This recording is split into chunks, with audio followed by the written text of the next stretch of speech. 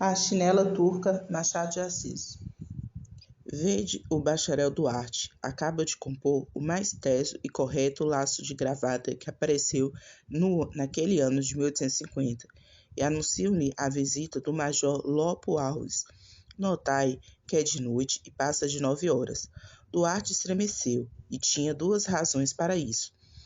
A primeira era ser major, em qualquer ocasião, um dos mais enfadonhos sujeitos do tempo. A segunda é que ele preparava-se justamente para ir ver em um baile os mais finos cabelos louros e os mais pensativos olhos azuis que este nosso clima tão avaro deles produzira. Datava de uma semana naquele namoro.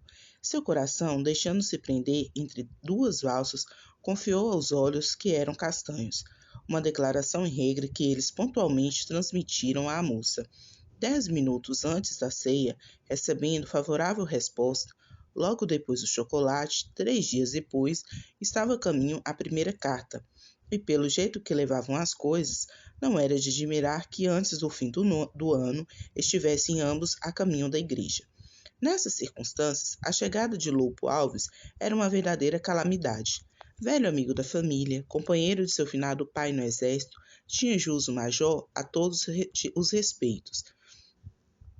Impossível despedi-lo ou tratá-lo com frieza. Havia, felizmente, uma circunstância atenuante.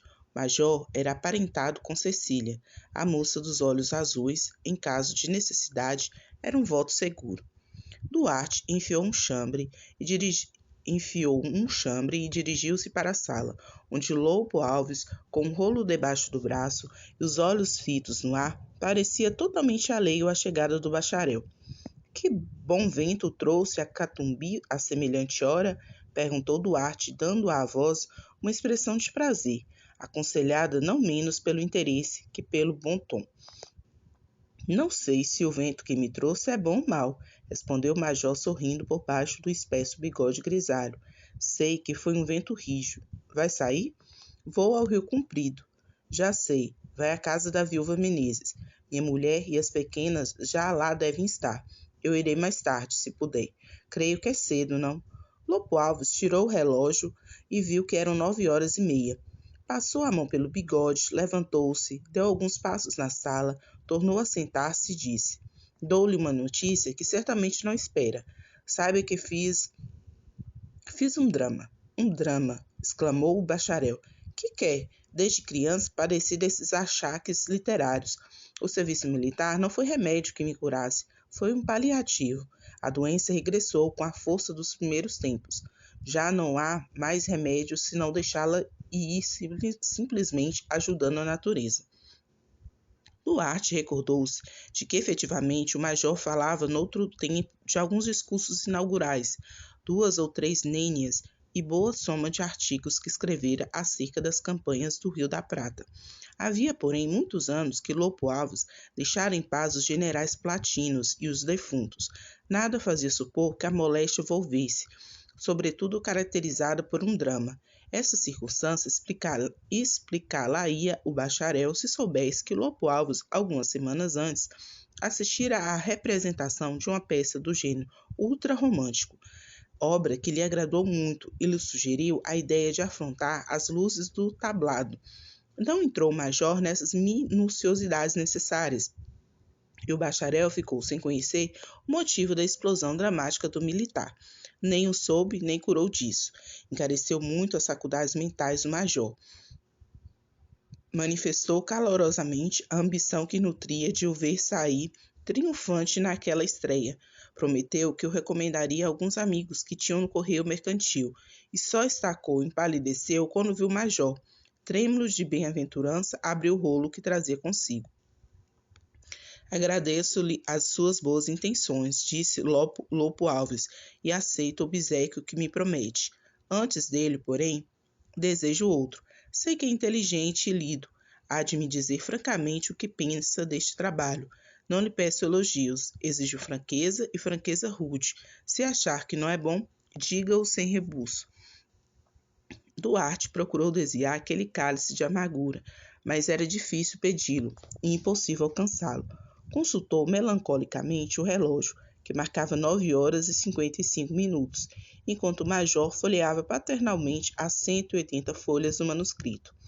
Isso vai depressa, disse Lopo Alves. Eu sei o que são rapazes e o que são bailes. Descanse que ainda hoje dançará 2 ou 3 valsas com ela, se a tem ou com elas. Não acha melhor irmos para o seu gabinete? Era indiferente para o bacharel. O lugar do suplício. Acedeu ao desejo do hóspede. Este, com a liberdade que lhe davam as relações, disse ao moleque que não deixasse entrar ninguém. O algoz não queria testemunhas. A porta do gabinete fechou-se. Lopo Alves tomou lugar ao pé da mesa, tendo em frente o bacharel que mergulhou o corpo e o desespero numa vasta poltrona de marroquim, resoluto a não dizer palavra para ir mais depressa ao termo. O drama dividiu-se em 7 quadros. Essa indicação produziu um calafrio no ouvinte. Nada havia de novo naquelas 180 páginas, senão a letra do autor. O mais eram os lances, os caracteres, as fizeles e até o estilo dos mais achados tipos do romantismo desgrenhado. Lopo Alves cuidava por obra uma invenção, quando não fazia mais do que alinhavar as suas reminiscências. Noutra ocasião, a obra seria um bom passatempo. Havia logo no primeiro quadro, espécie de prólogo, uma criança roubada à família, um envenenamento, 2 empusados, a ponta de um punhal e quantidade de adjetivos não menos afiados que o punhal. No segundo quadro, dava-se conta da morte de um dos embuçados, que devia ressuscitar no terceiro, para ser preso no quinto e matar o tirano no sétimo. Além da morte aparente do embuçado, havia um segundo quadro, o rapto da menina, já então moça de 17 anos, o monólogo que parecia durar igual, e o roubo de um testamento. Era quase 11 horas quando acabou a leitura deste segundo quadro.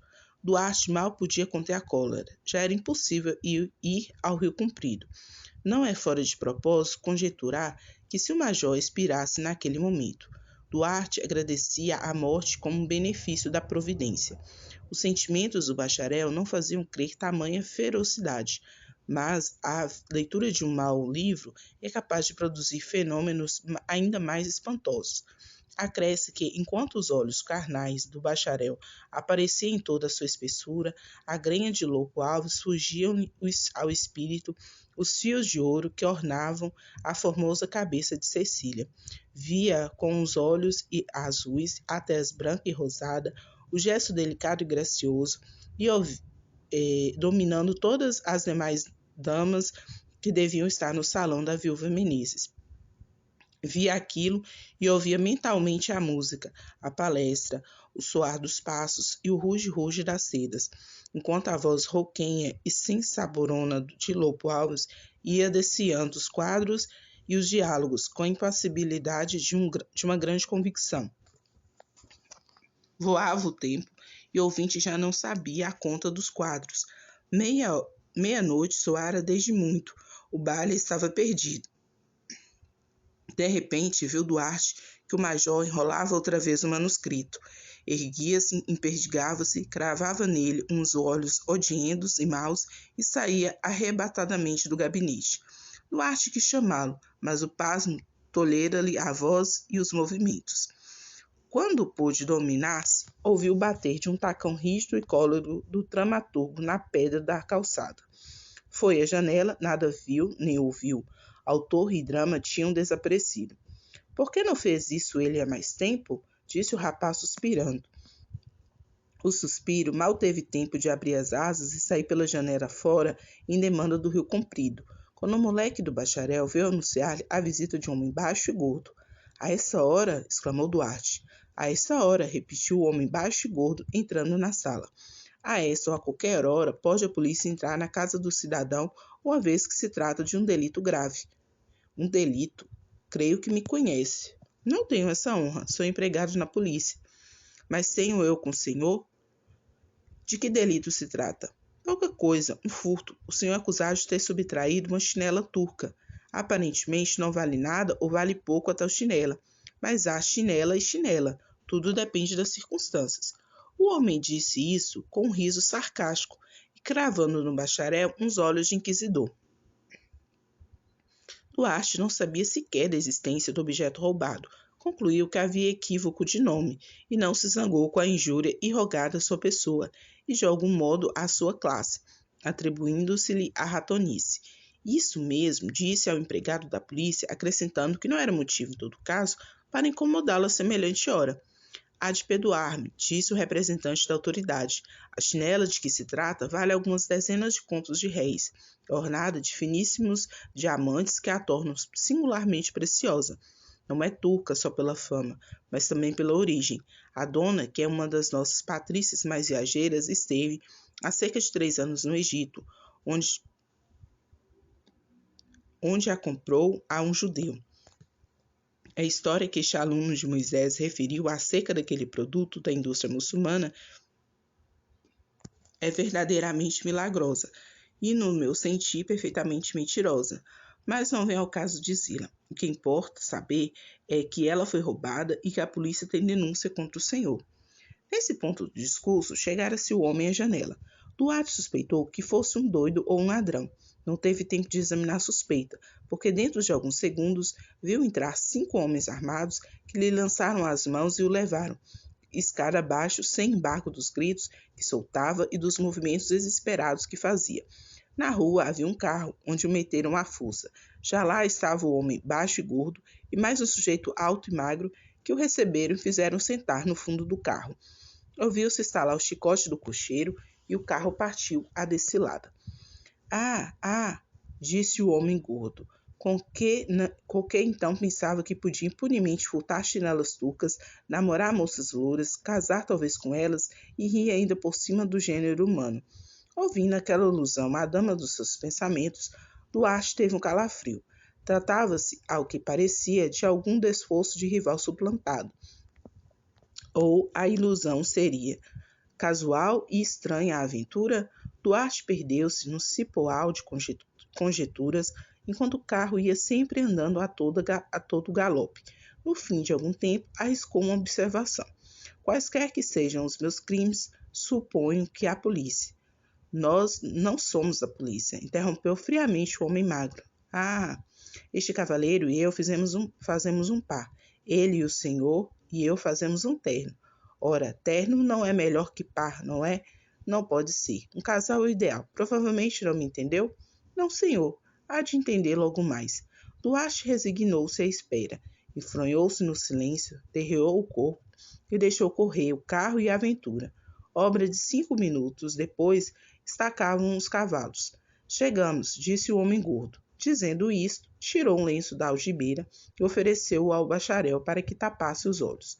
Duarte recusou, mas o homem magro observou-lhe que era mais prudente obedecer que resistir. Não resistiu o bacharel.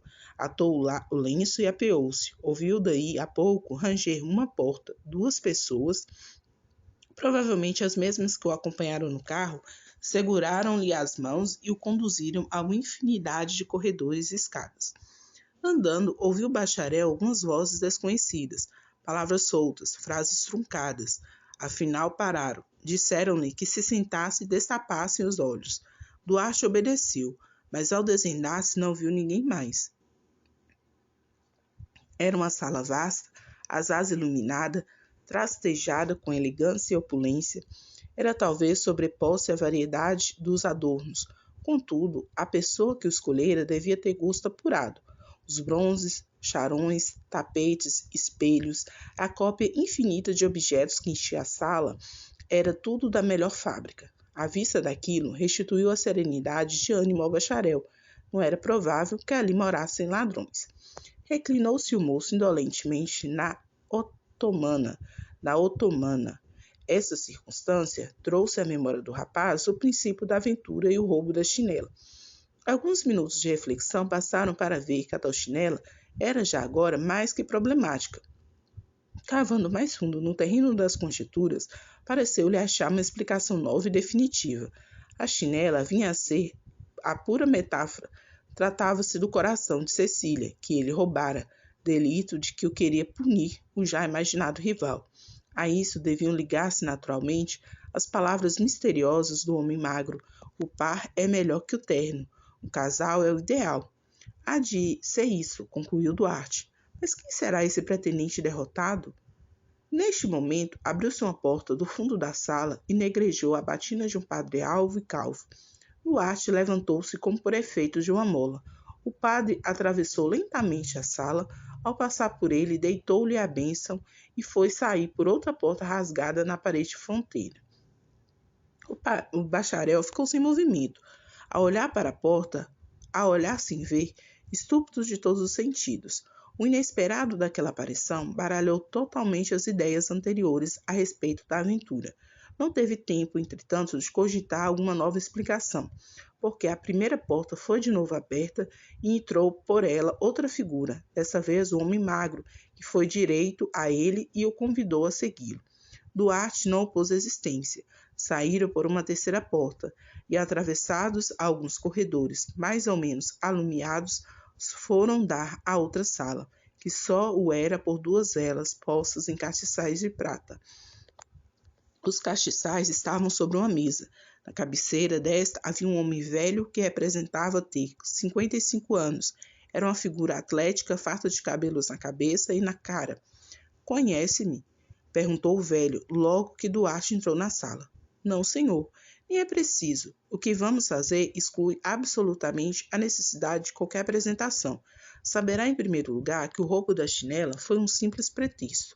"Oh, dê certo", interrompeu Duarte. "Um simples pretexto", continuou o velho, "para trazê-lo a esta nossa casa. A chinela não foi roubada. Nunca saiu das mãos da dona João Rufino. Vá buscar a chinela." O homem magro saiu e o velho declarou ao bacharel que a famosa chinela não tinha nenhum diamante, nem fora comprada a nenhum judeu do Egito. Era, porém, turca. Segundo se lhe disse, e um milagre de pequenez, Duarte ouviu as explicações e, reunindo todas as forças, perguntou resolutamente: "Mas, senhor, não me dirá de uma vez o que querem de mim e o que estou fazendo nessa casa?" "Vai sabê-lo", respondeu tranquilamente o velho. A porta abriu-se e apareceu o homem magro com a chinela na mão. Duarte, convidado a aproximar-se da luz, teve ocasião de verificar que a pequenez era realmente milagrosa. A chinela era de marroquim finíssimo, no assento do pé, estufado e forrado de seda cor azul, rutilavam duas letras bordadas a ouro. "Chinela de criança, não lhe parece?" disse o velho. "Suponho que sim, pois supõe mal. É chinela de moça." Será, nada tenho com isso. Perdão, tem muito, porque vai casar com a dona." "Casar!" exclamou Duarte. "Nada menos. João Rufino, vá buscar a dona da chinela." Saiu o homem magro e voltou logo depois. Assomando à porta, levantou o reposteiro e deu entrada a uma mulher que caminhou para o centro da sala. Não era uma mulher, era uma sílfide, uma visão de poeta, uma criatura divina. Era loura, tinha os olhos azuis como os de Cecília, estáticos, uns olhos que buscavam o céu ou pareciam viver dele. Os cabelos desleixadamente penteados faziam-lhe em volta da cabeça como um esplendor de santa. Santa somente, não Marte, porque o sorriso que lhe desabrochava os lábios era um sorriso de bem-aventurança, como raras vezes há de ter tido a terra. O vestido branco de finíssima cambraia envolvia-lhe castamente o corpo, cujas formas, aliás, desenhava pouco para os olhos, mas muito para a imaginação. Um rapaz como o bacharel não perde o sentimento da elegância, ainda em lances daqueles. Duarte, ao ver a moça, compôs o chambre, apalpou a gravata e fez uma cerimoniosa cortesia. Aquela correspondeu com tamanha gentileza e graça que a aventura começou a parecer muito menos aterradora. "Meu caro doutor, essa é a noiva." A moça baixou os olhos. Duarte respondeu que não tinha vontade de casar. "3 coisas vai o senhor fazer agora mesmo", continuou impassivelmente o velho. "A primeira é casar. A segunda, escrever seu testamento. A terceira, engolir droga do levante." "Veneno", interrompeu Duarte. "Vulgarmente é esse o nome. Eu dou-lhe outro, passaporte do céu." Duarte estava pálido e frio. Quis falar, não pôde. Um gemido sequer não lhe saiu do peito. Rolaria ao chão se não houvesse ali perto uma cadeira que se deixou cair. "O senhor", continuou o velho, "tem uma fortunazinha de 150 contos. Essa pérola será a sua herdeira universal." João Rufino, vá buscar o padre. O padre entrou, o mesmo padre calvo que abençoara o bacharel pouco antes, entrou e foi direto ao moço, engrolando sonolentemente um trecho de Neemias ou qualquer outro profeta menor. Travou-lhe da mão e disse: Levanta-se. Não, não quero, não me casarei. E isto, disse da mesa o velho, apontando-lhe uma pistola. Mas então é um assassinato? É. A diferença está no gênero de morte, ou violenta com isto, ou suave com a droga. Escolha. Duarte suava e tremia, quis levantar-se e não pôde. Os joelhos batiam um contra o outro. O padre chegou-se-lhe ao ouvido e disse baixinho: Quer fugir? Oh, sim! Exclamou, não com os lábios, que podia ser ouvido, mas com os olhos, em que pôs toda a vida que lhe restava. Vê aquela janela? Está aberta. Embaixo fica um jardim. Atire-se dali sem medo. Ó, padre, disse baixinho o bacharel. Não sou padre, sou tenente do exército. Não diga nada. A janela estava apenas cerrada. Via-se pela fresta uma nesga do céu, já meio claro. Duarte não hesitou. Coligiu todas as forças, deu um pulo do lugar onde estava e atirou-se a Deus misericórdia por ali abaixo. Não era grande altura, a queda foi pequena. Ergueu-se o moço rapidamente, mas o homem gordo que estava no jardim tomou-lhe o passo. Que é isso? Perguntou ele rindo. Duarte não respondeu. Fechou os punhos, bateu com eles violentamente nos peitos do homem e deitou-o a correr pelo jardim fora. O homem não caiu, sentiu apenas um grande abalo, e uma vez passada a impressão, seguiu no encalço do fugitivo. Começou então uma carreira vertiginosa. Duarte ia saltando cercas e muros, calcando canteiros, esbarrando árvores, que uma ou outra vez lhe erguiam na frente, escorria-lhe o suor em bica, alteava-se-lhe o peito, as forças iam a perder-se pouco a pouco, tinha uma das mãos feridas, a camisa salpicada de orvalho das folhas, 2 vezes esteve a ponto de ser apanhado, o chambre pegara-se-lhe uma cerca de espinhos. Enfim, cansado, ferido, ofegante, caiu nos degraus de pedra de uma casa que havia no meio do último jardim que atravessara. Olhou para trás e não viu ninguém. O perseguidor não acompanhara até ali. Podia vir, entretanto. Duarte ergueu-se a custo, subiu os 4 degraus que lhe faltavam e entrou na casa, cuja porta aberta dava para uma sala pequena e baixa. O homem que ali estava, lendo o número do Jornal do Comércio, pareceu não ter visto entrar. Duarte caiu na cadeira, fitou os olhos do homem. Era o major Louco Alves. O major, empunhando a folha, cujas dimensões iam se tornando extremamente exíguas, exclamou repetidamente: Anjo do céu, estás vingado. Fim do último quadro. Duarte olhou para ele, para a mesa, para as paredes, esfregou os olhos, respirou a larga. Então, que tal lhe pareceu? Ah, excelente, respondeu o bacharel, levantando-se. Paixões fortes, não? Fortíssimas. Que horas são? Deram 2 horas agora. Duarte acompanhou o major até a porta, respirou ainda uma vez, apalpou-se, foi até a janela. Ignorou-se o que pensou durante os primeiros minutos, mas, a cabo de um quarto de hora, eis que lhe dizia consigo: Ninfa, doce amiga, fantasia inquieta e fértil, tu me salvaste de uma ruim peça com um sonho original, substituíste-me o tédio por um pesadelo. Foi um bom negócio e uma grave lição. Provaste-me ainda uma vez que o melhor drama está no espectador e não no palco. Fim. E aí, gostou? Então siga, comente, compartilha e até o próximo livro.